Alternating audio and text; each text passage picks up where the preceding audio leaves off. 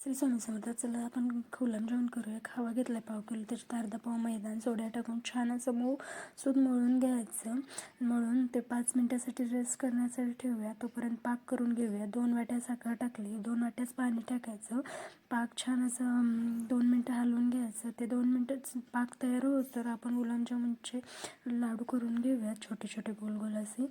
ते झाले की पाक बघा आपला रेडी आहे. पाण्यामध्ये चेक करून बघायचा. पाक मिळून आला ना, पाक तयार होतो. चेक झाला पाक झालेला आहे. पाक ठेवून आपण आता कढई ठेवून त्याच्यात तेल टाकूया.